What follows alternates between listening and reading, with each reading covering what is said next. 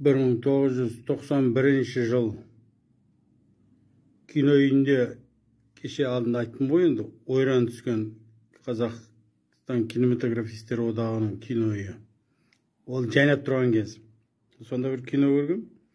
Сол жерде кино танушы Қатеш деген әпшеміз бар еді.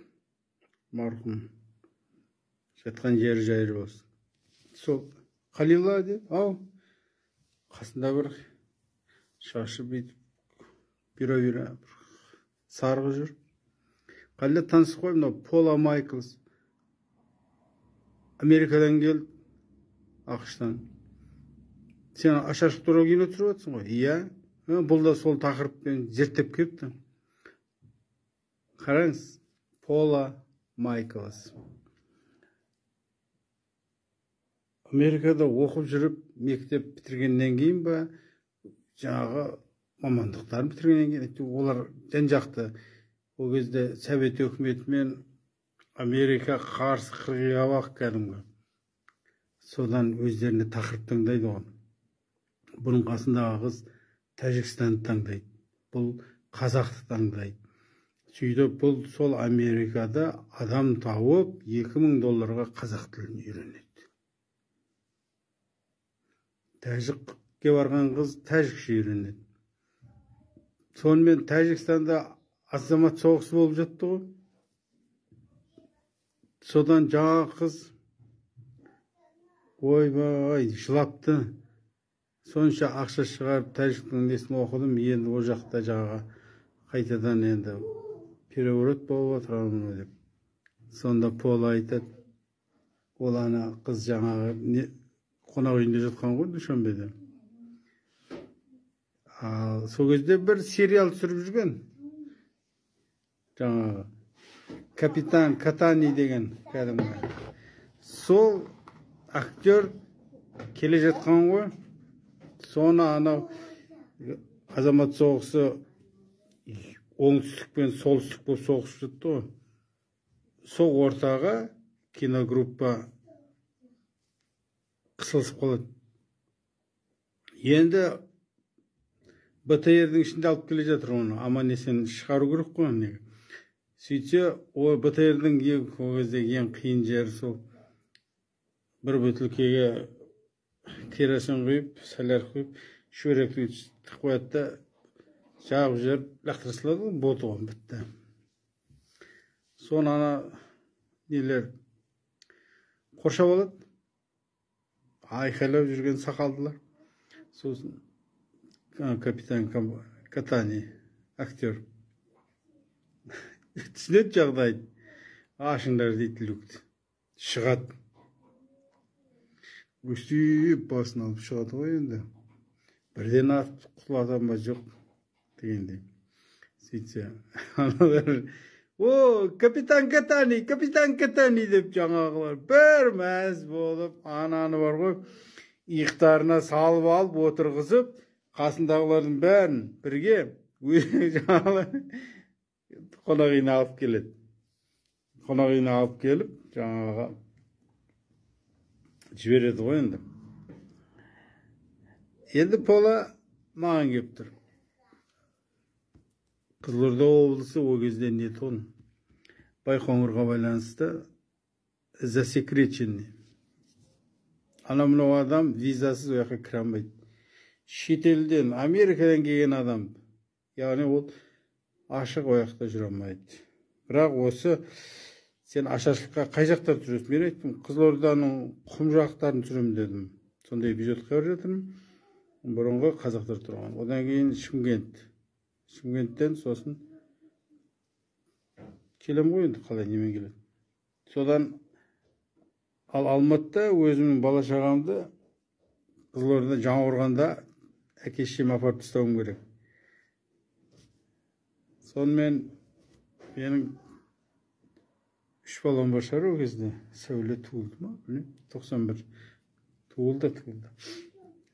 Сонымен жаңағы пойызға билет алдық. Ол кезде документ билет, пойызға билет жоқ. Билет тексерілмейді, берілмейді документ.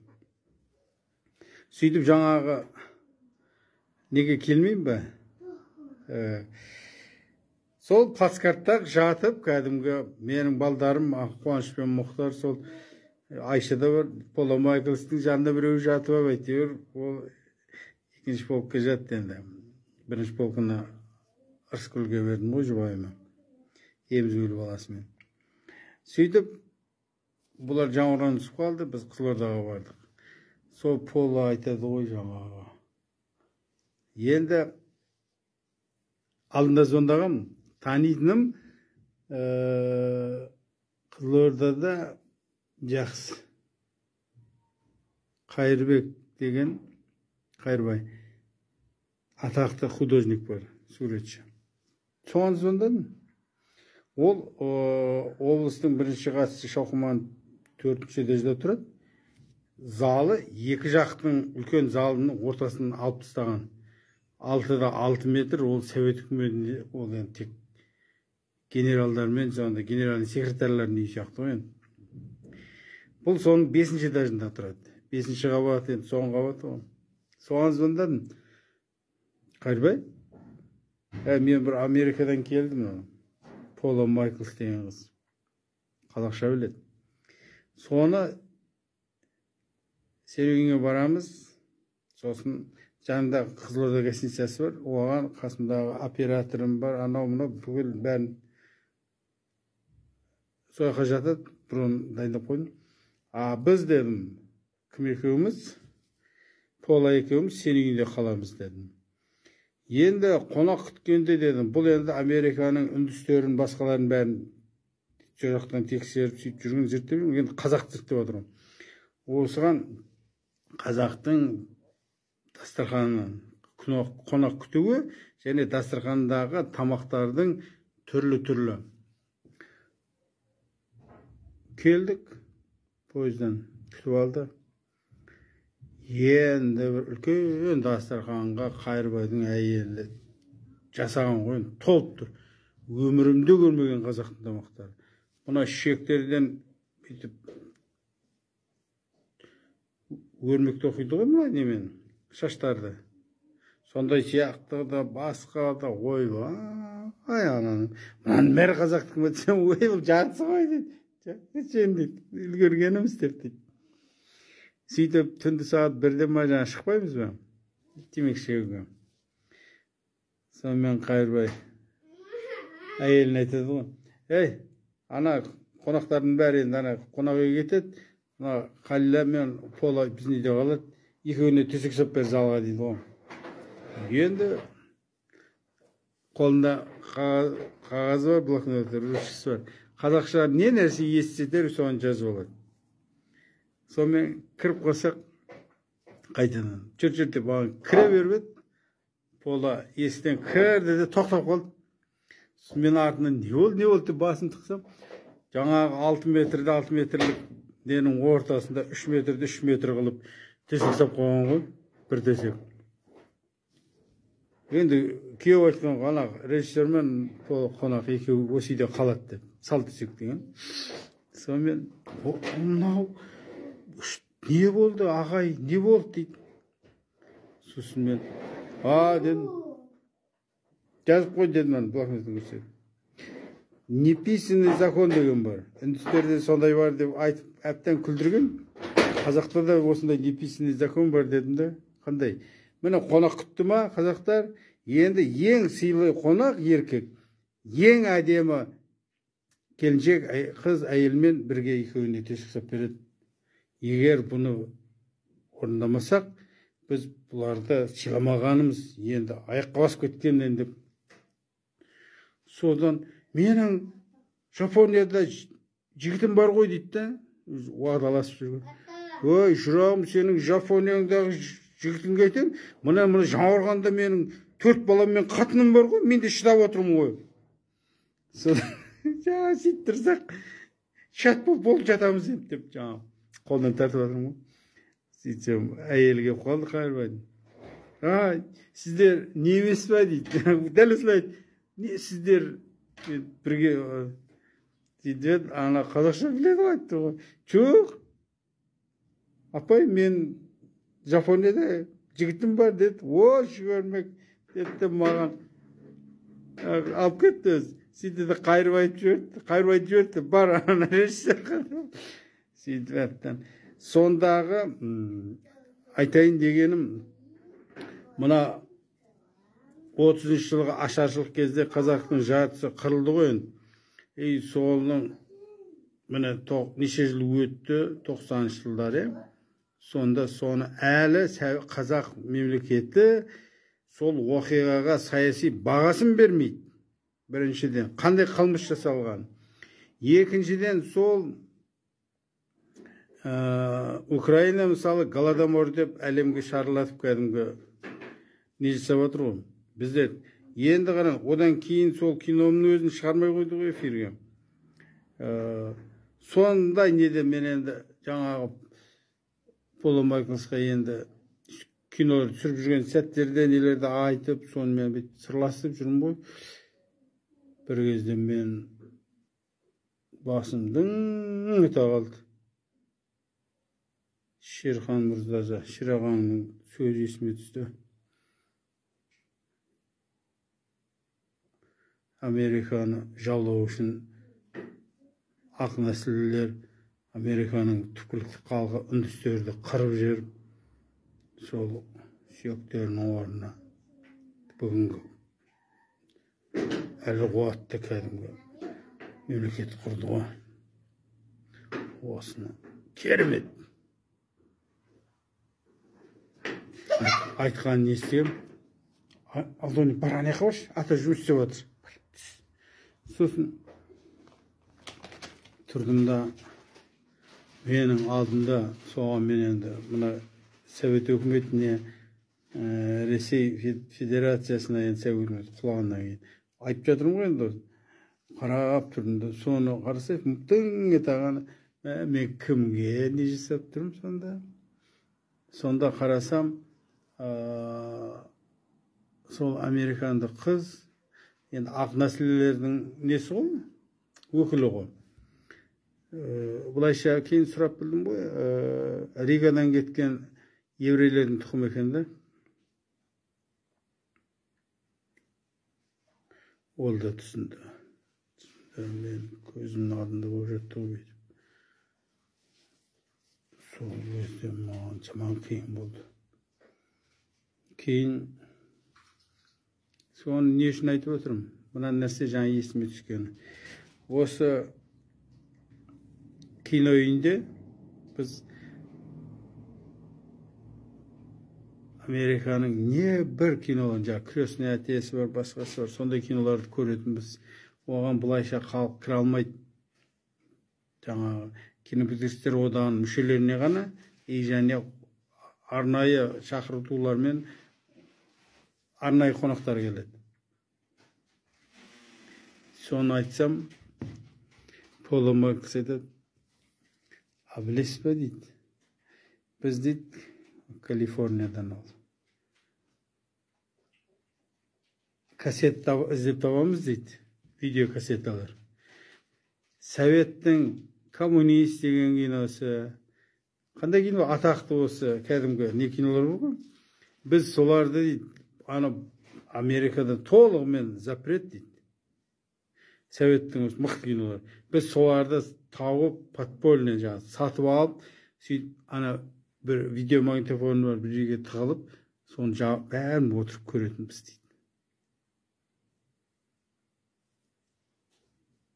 Сонда билік біріне-бірін араластырмайды ғой. Енді кейін көрдік қой не бір нәрселерді. Мәселе ақиқатты іздеген адам табады, бірақ ақиқатты неше түрлі құбылтып жүрген кезде есеңгіреп қаласың ғой. Дәл осы жағдай қазір бізде болып тұр ғой, міне қазақ қоғамы қараңыз. Мына жанымыздағы Ресейдің тірлігін қара, украиндардың бұзауға туған күн, өгізге туған күн бұзауға да туады деген сөз бар. 2008 жылы Грузияны принуждение к миру деп 3 күнге ма Ресей әскері кіріп Грузияны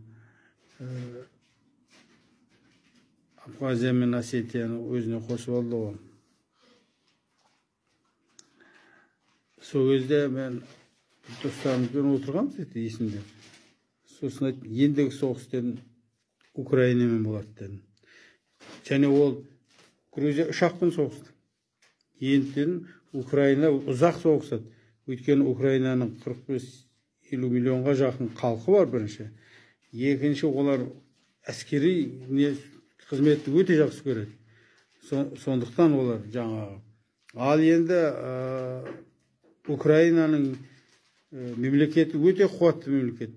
Ракетадан бастап самолетке де шығарады, ракета де шығарады, не бір снарядтар да шығарады, заводтар сұмдық. Технология дамыған, металлургия дамыған, енді қарап өтсең. Сол айтқаным келіп қарасаңдар, Украина әлі соғысып жатыр. Өгізге туған күн бұзауға да туады.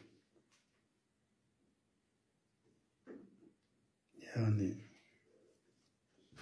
мына ұлы державалар бір елге соғыс ашпас бұрын, солардың баспасөзінде, яғни кинематографиясында, сол елді халқын диктаторын деп, басшысын жамандап, кино түсіреді, жазыла бастайды прессада. Сөйтіп өзінің халқын соған дайындайды. Бұны неден көреміз? Осы Шешенстанға соғыс ашатын кезде бүкіл Ресейдің прессалары, телевидениесінің бәрі, бүкіл Кавказда болып жатқан, ана жаққа баршы. Ана Кавказда кез келген жерде әйтеуір адам өлсе, бүгін мынандай жерде осындай өлтірілді адам. Как установлено, лиц кавказской национальности совершили деп. Сонда Комсомольский правданың мынандай колонка шығады, анық. Қараңыз, сонда бар қоя, сол бір жарты жыл ма, 3 ай ма сол жүрді науқан. Мыналар соғыс ашайын деп жатыр дедім. Чечня. Өйткені жаңалықтардан да солай. Обязательно артында лиц кавказской национальности деген сөзді айтады. Кавказдықтарға деген өшпенділікті әптен туғызды, кейін барды Ресей Федерациясының армиясы кірді ғой бар. Бірақ ол соғыста Ельциннің кезінде басталды да, Путин ол соғысты тоқтатты, бірақ оған ол ешқандай өзін сезіне алмады. Победитель, император, сондай сияқты сезіне алмады. Сосын айтқам, мына Путин бәрі соғыс ашады деді, мынау қара деді, ана Ельциннің кезінде басталған соғыс еді, әйтеуір соны бірдеңе қылып тоқтатты. Мынау дедім. Кейін қара, Путин несіне қараймын ғой, барлығын жасады. Бүкіл армиядағы кетіп қалған жаңағы әскерилерді, офицерлерді, бәрін шақырып, қайтадан $5,000 айлық беріп, бәріне үй беріп, анау пенсияға шыққандарына да болса да, сөйтіп әскерін орнына келтіріп алды. Алды не? Қазір бітірейін де тұра тұрса. Сосын берем, бар, іше беш. Бір, бұлай тұрса енді артында. Сосын қараңыз енді. Сөйтіп, өзін жағдайын бәрін жасап алғаннан кейін барып, кірісті ғой. Ал енді Америка не істеді? Саддам Хусейн туралы не бір комедияны түсірді. Ақмақ қылды, мазақ қылды әйтеуір. Кейін Иракпен соғысты ашты. Каддафи де дәл солай. Сонда қарап отырсаң, мына державалар, әскері бар, несі бар, техникасы, технологиясы барлар, кіммен соғыс өзіне идеологиялық майдан жарияламас бұрын, соғыс жарияламас бұрын, ал идеологиялық майдан жариялайды екен ғой. Сол тұрғыдан қарағанда Ресей парламенті де бәрі атақтылар басы, аналар да, мыналар да әйтеуір қазаққа, әсіресе біздің солтүстік территорияға қарап, ауыздарын ашып, қанша публикация жасады. Бұлардың ішіндегі мына біз нелерде, ой, бір орысты бұл жерде шеттетеді деп бір не бір құйтырқы бір нелер жариялайды.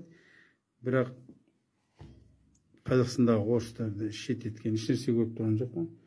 Дегенде олар жаңағы президент болуға, басқа бір нәрсеге сондай бір қазақ деген ұлтынан өкілінен сайлансын деген білмейміз деді. Ондай құжат бар ма жоқ па?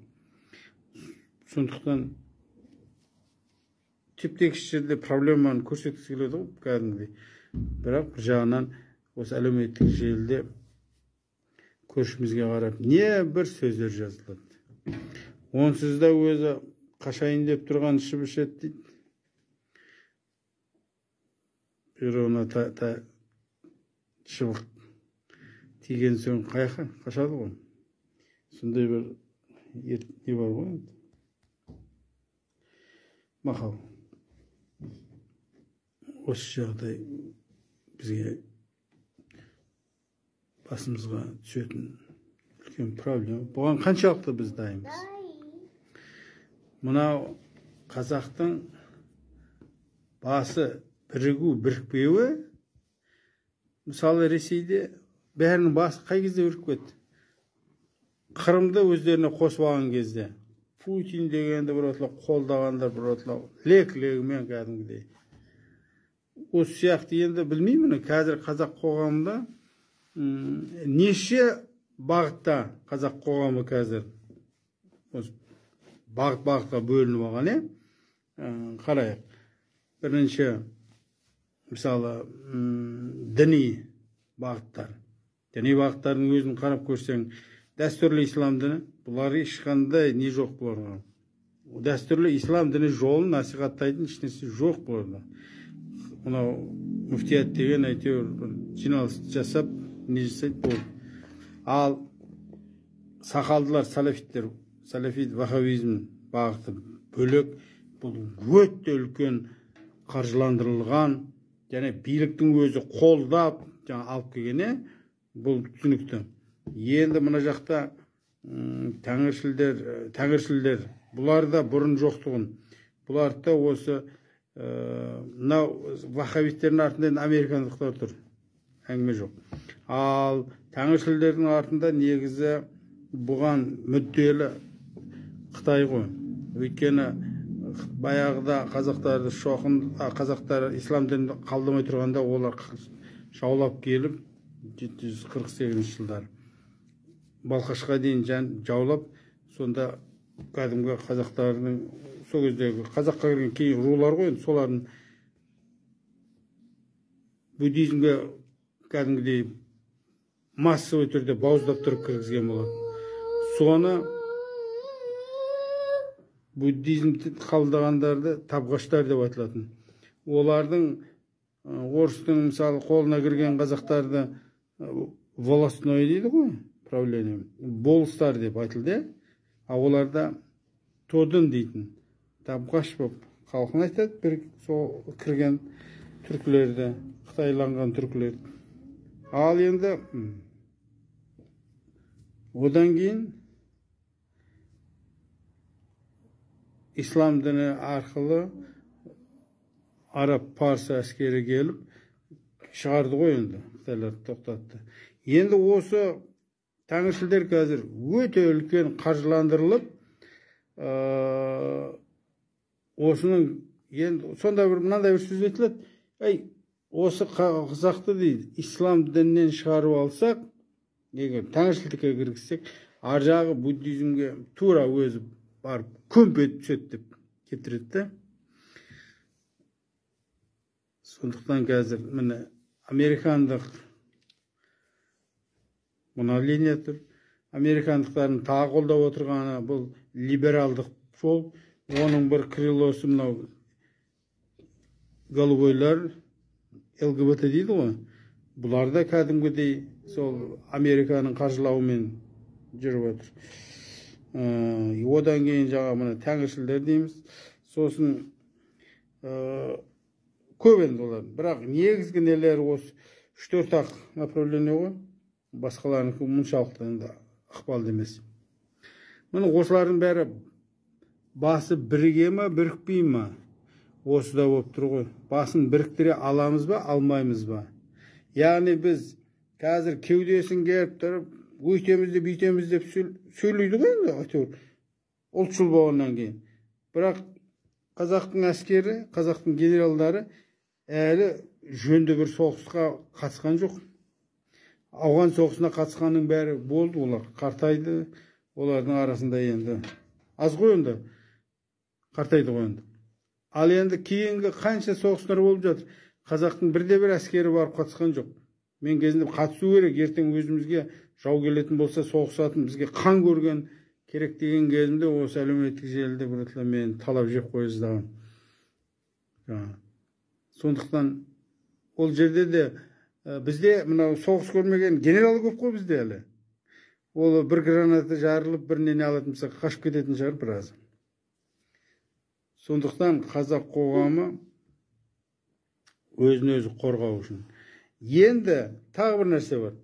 Мысалы, анау көктемде су алған кезде, сол кезде белгілі болды ғой.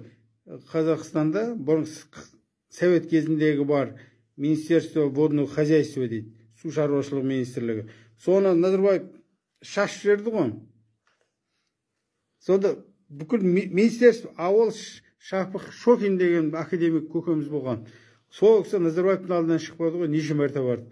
Мынау ертең қазақта проблема болады деп. Қиырғында да қыстырған жоқ. Енді қараңыз, сол сияқты қазір бізде МЧС деген жүр ғой енді. Енді мысалы бізде ертең соғыс жарылған кезде жаңағыдай бомбалар түсіп, нелер жарылатын болса, халық ана неге бар тығылатын жерлер бар емес пе, бункерлер. Ол мүлдем ол министерствоның жаңағы жоқ қой, атында ұмытып қалдым не екенін. Оружие массового поражения, защита ОЗТК ма бірдеңе деп айтылатын еді ғой армияда. Білем, сондай подвалдар, кәдімгі есіктері жабылады, неғылады, жаңағы ішінде қанша адамды жаңағыдай сақтап қалатын. Оның бәрін ночной клуб, жаңағы голубойлардың клуб жасап жүрді ғой, атақты анау Құрманғазы мен ненің бойында еді, Қонаевтың бойында ма? Әйтеуір шулатып. Білмеймін. Бұл біздің егеменді Қазақстан өзін-өзі қорғай алады дегенге трезвый көзқараспен қарайтын болсақ, сатқындықтың әкесі үш жерде болады. Соған қарамай, біздердікі қарасайшы, жан-жақа жаңағы. Осыдан Новая газета деген болған, 90-шы жылдары. Сол газетеде бір қазақ офицер, полковник па, аты жазу еді, орыс тілінде газет па, сол анық бір бетке жазыпты. Сонда бүйтеді, біздің жан-жағымыздың бәрі өз ықпалы бар елдер, әскери блоктар. Біз қазір Ресеймен де ашық қоян қолды. Біз Америкамен, НАТОмен де мына жағы бар, мына солардың бәріне доступный, солардың бәрімен бетіп жүрміз. Бұл дұрыс емес. Біз жеме-жемге келген кезде ешқайсысы бізді өзіне дос санай алмайды, өйткені олардың жауларының досы болып тұрмыз ғой. Осыны тоқтату керек. Бұл барып тұрған ертең қазақтың мемлекеттілігінің жойылуына әкеледі. Бір отарға бір жағына қарай. Біз негіз бөліп алады деп жазған. Сонда мынау деген кәдімгі керемет, ананың басып отырған газеттің өзін айтсайшы. Күшті. Кейін сол жігіт жоқ болып кетті. Атында ұмытып қалдым. Бірақ сол бірінші рет осы ұлттық мүдденің, мемлекеттің өзін-өзі қорғай алады ма деген сұраққа сол жауапты іздеген жігіт еді. Сол өте үлкен әскери сараптамашы екен. Керемет айтқан.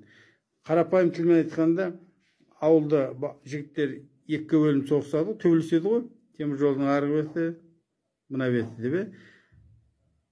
Соның дейді, сен бір-ақ жағына қарай жақтасуың керек дейді. Солардың бір-ақ жағымен жүруің керек дейді. екі жағына бірдей болсаң, екі жағы кездескен кезде сені предатель деп арасынан сөйтіп шатты тек деседі.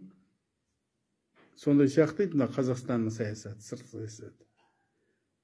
Енді Назарбаевтың саясаты енді ол орысқа болса да, ойбай осылардың қолында болғаннан кейін, тәуелді болғаннан кейін, не алсаң алыңдар, тек менің өзіме, өзім кландарыма толығымен осы ішіп жеп, не алсақ болды дейді ғой, тойсақ болды дейді, бізге мешет бермеңдер деп. Америкаға теңіз шевроль нелерін бәрін, транс нелерін, компанияның бәрінде кетті ғой енді американдықтар мен еуропалықтар. Мына жақтан енді Қытайға да дәл солай. Сонда қарап өтсең, негізі глобалистік тұрғыдан Қазақстан ұлттық мемлекет ретінде жойылған мемлекет болып саналады. Өйткені заңда да еш жерде жоқ. Осы мемлекеттің негізін құраушы не деп аталатын еді? Совет өкіметінде қазақ ұлты, Қазақстан мемлекетінің, Қазақ СССР-ның негізгі қалыптастырушы ұлт деп жазылған болады. Қазір ол жоқ. Ол жоқ болғаннан кейін қазақ тілдесінде ғой. Сондықтан қазір мынау Назарбаевтың кезінде сол өте көп болды. Ешқандай налог төлемейсе де керемес, сатып жерінде сату керек деп. Сонымен осы бізде сосын бар ғой, негізі қазақ оңам десе статистика бар ғой, министрлік статистика. Осыны дарға ату керек, дарға асу керек. Содан кейін орнына дайындалған адам ашық информация беру керек қой. Енді оның ішінде ашық болуға мүмкіндігі бар информация. Енді құпия секреттерді жетеді ғой. Сондықтан айналайын, қазақтың ең үлкен проблемасы бұл біздің генералдар бар, әскери министерство обороны, қорғаныс министрлігі. Бізде бәрі бар, ақшасын бұлай кәдімгі жеп отыр ғой. Бірақ солардың осы елді қорғап қалатын кәдімгі жанкешті, ұлт жанды армиясы бар ма? Кеше қаңтар кезінде көрсетті. Идеология. Енді мына әлеуметтік желі деген бір отлап біріне бірін айдап салған кезде ашықтан ашық. Енді білмеймін. Бұлардың басы қалай бірігеді? Енді айта берсең, бәрі майда сөз болып кетеді. Бірақ ең үлкен бір нәрсе, Қазақстан мемлекетін қорғайтын ұлттық армия бар ма? Соның басшылары, генералдары бар ма? Осы сұрақ туралы ойларыңызды төмендегі комментке жазыңыздар. Мүмкін мен білмейтін, түсінбей жүрген шығармын. Қазағым аман болсын.